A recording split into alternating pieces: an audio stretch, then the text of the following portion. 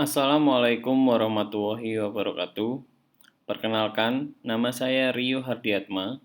Saya tenaga pengajar pada mata kuliah Patofisiologi di program studi rekam medis dan informasi kesehatan Sekolah Tinggi Ilmu Administrasi Malang. Pada pertemuan pertama kali ini, kita akan belajar tentang pengantar patofisiologi. Pada pengantar patofisiologi, kita akan membahas tentang yang pertama, pengertian patofisiologi, yang kedua, pengertian penyakit, benih penyakit, perkembangan penyakit, yang ketiga, tahap riwayat penyakit, yang keempat, klasifikasi penyakit. Pengertian patofisiologi. Patofisiologi adalah ilmu yang mempelajari tentang perubahan fisiologik akibat penyakit. Patofisiologi merupakan integratif ilmu dari anatomi, fisiologi, biologi sel dan molekuler, serta genetika, farmakologi, dan patologi. Patofisiologi berfokus pada mekanisme penyakit atau proses dinamik yang menampakkan tanda, sign, dan gejala simptom. Selanjutnya, kita bahas apa itu penyakit. Penyakit adalah kegagalan organisme untuk beradaptasi atau mempertahankan homeostatis. Penyakit merupakan proses fisiologik yang mengalami penyimpangan. Penyimpangan fisiologi dapat disebabkan oleh banyak faktor, diantaranya agen, hipersensitivitas, alergi, dan juga genetik. Selanjutnya, di benih penyakit.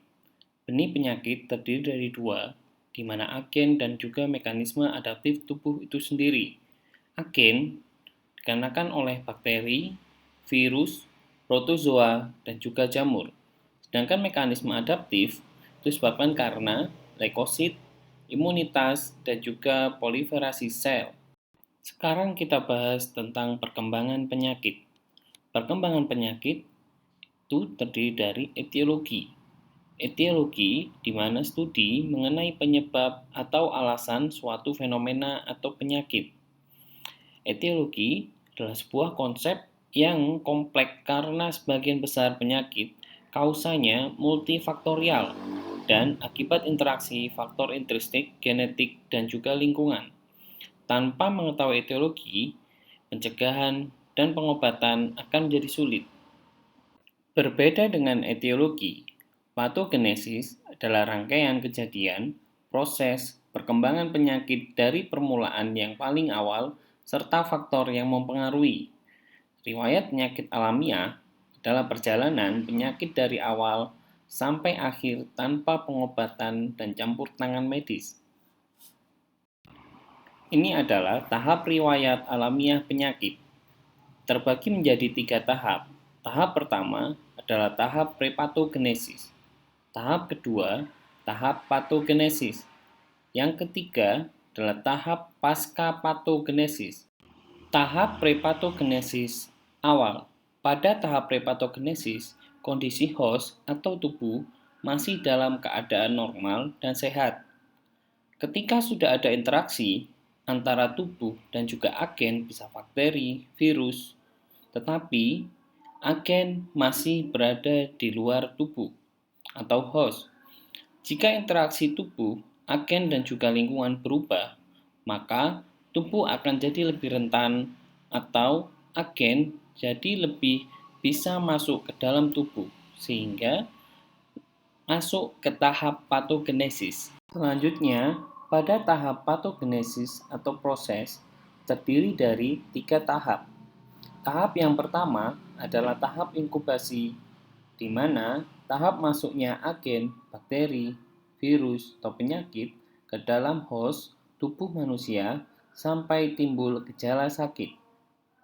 Yang kedua, ada tahap penyakit dini, di mana tahap mulainya timbul gejala penyakit dalam keadaan awal atau ringan.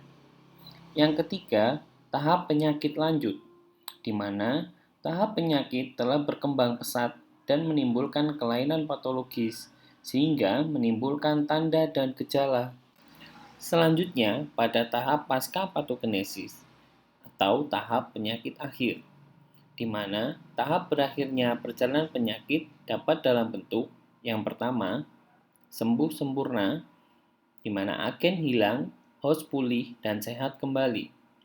Yang kedua, Sembuh dengan cacat, di mana agen hilang, penyakit tidak ada, host tidak pulih dengan sempurna, atau terdapat kecacatan pada tubuh. Yang ketiga, karier, di mana agen masih ada, host pulih, tetapi terdapat gangguan agen yang masih ada atau minimal. Selanjutnya, kita bahas tentang perkembangan penyakit. Pertama, manifestasi. Manifestasi, pada awal perkembangan penyakit, agen sudah membuat perubahan fisiologi tetapi belum menunjukkan gejala atau disebut dengan stadium subklinis. Yang kedua adalah gejala. Gejala adalah perasaan subjektif adanya sesuatu yang salah dan hanya dapat dilaporkan oleh pasien kepada pengamat. Yang ketiga adalah tanda. Tanda adalah manifestasi penyakit yang dapat diobservasi secara objektif oleh pengamat. Pada perkembangan penyakit juga muncul yang berupa lesi, adalah perubahan struktural di dalam jaringan akibat penyakit yang jelas terlihat secara makroskopis maupun mikroskopis.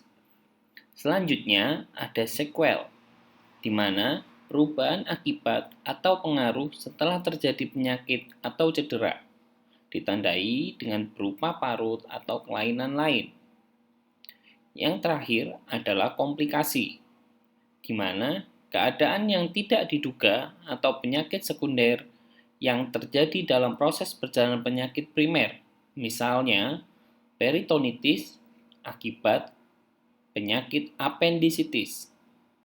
Terakhir, kita bahas tentang klasifikasi penyakit. Pertama, penyakit herediter adalah penyakit akibat kelainan kromosom atau gen yang diwariskan dari gen induk. 2. Penyakit kongenital adalah penyakit yang terjadi sejak lahir, penyebab diketahui atau tidak diketahui. Ketiga, penyakit toksik adalah penyakit yang diakibatkan oleh racun. 4. Penyakit infeksi adalah penyakit akibat agen biologis yang masuk ke dalam tubuh.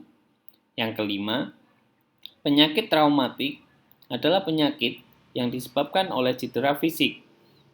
6. Penyakit degeneratif adalah disebabkan degenerasi berbagai bagian tubuh seperti osteoporosis, arteriosklerosis. Lanjutan dari klasifikasi penyakit. 7. Penyakit imunologi. Penyakit disebabkan hipersensitivitas, autoimun, dan imunodefisiensi. 8. Penyakit neoplastik. Penyakit yang disebabkan pertumbuhan sel abnormal seperti tumor atau kanker. 9. Penyakit gizi, penyakit yang disebabkan oleh defisiensi gizi, seperti defisiensi protein, kalori, vitamin, dan mineral. 11. Penyakit metabolik, penyakit yang disebabkan oleh gangguan proses metabolik atau hormonal pada tubuh. 12. Penyakit molekuler, penyakit yang disebabkan oleh kelainan molekul tunggal yang menyebabkan abnormalitas sehingga menimbulkan gejala seperti anemia bulan sabit akibat kesalahan urutan asam amino dalam Hb atau hemoglobinnya. Lanjutan dari klasifikasi penyakit. 13. Penyakit psikogenik. Penyakit yang disebabkan oleh gangguan mental seperti neurosa dan skizofrenia. 14. Penyakit iatrogenik disebabkan tidak sengaja akibat pengobatan tenaga kesehatan, seperti efek diuretik tiazid yang dapat menyebabkan hipokalemia sehingga munculnya penyakit aritmia. Yang terakhir, 15. Penyakit idiopatik adalah penyakit yang penyebabnya tidak diketahui.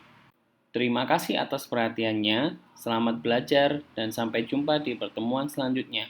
Wassalamualaikum warahmatullahi wabarakatuh.